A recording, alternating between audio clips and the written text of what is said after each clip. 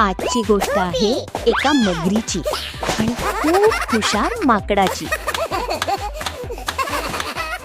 एक होतं हिरवगार सुंदर जंगल. त्या जंगलात एक माकड राहत होतं.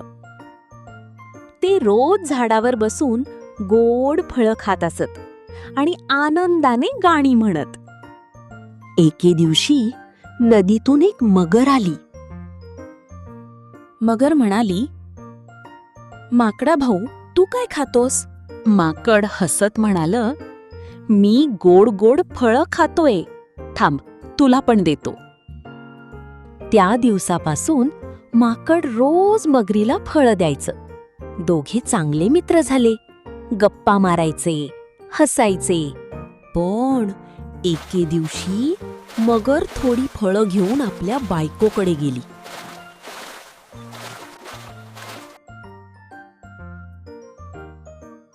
बायको म्हणाली, वा, माझ्यासाठी फळं आणलीत? बायकोने ती फळं खाल्ली आणि हसत म्हणाली, ही फळं किती गोड आहेत. ते माकड रोज गोड गोड फळं खातं ना, मग त्या माकडाचं काळीज तर अजून गोड असेल. मला त्या माकडाचं काळीज खायचं आहे. मगर घाबरली, पण बायकोच्या हट्टामुळे ती माकडाकडे गेली. मगर म्हणाली, माकडा भाऊ, माझ्या घरी ये ना, माझ्या बायकोला तुला भेटायचं आहे. माकड म्हणालं, पण मी नदी कशी पार करू? मगर म्हणाली, बस माझ्या पाठीवर. माकड आनंदानं मगरच्या पाठीवर बसलं आणि दोघं नदीत निघाले.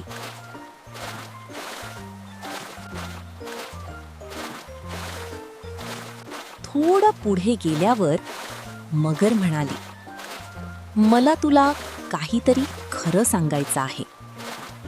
माझ्या बायकोला तुझं काळीज खायचं आहे. माकड थोडं घाबरलं, पण लगेच हुशारीनं विचार केला. माकड म्हणालं, अरे रे, हे तू मला आधी तरी सांगायला हवं होतंस ना. मी माझं काळीज झाडावरच ठेवून आलो आहे. मगर म्हणाली, काय? मग परत जाऊया. माकड पटकन हो म्हणालं. मगर पटकन मागे फिरली आणि परत पोहू लागली. दोघं परत झाडाजवळ आले. माकड पटकन उडी मारून झाडावर चढलं. माकड हसत म्हणालं, अरे मूर्खा, कोणी आपलं काळीज बाहेर ठेवतं का? मगरीला खूप पश्चाताप झाला. ती म्हणाली, मित्रा, मला माफ कर, मी चुकलो. माकड म्हणालं, जिथे फसवणूक असते तिथे मैत्री नसते. या गोष्टीचं तात्पर्य असं की हुशारीने विचार केल्याने आपण संकटातून वाचतो. वाईट सल्ला कधीच ऐकू नये.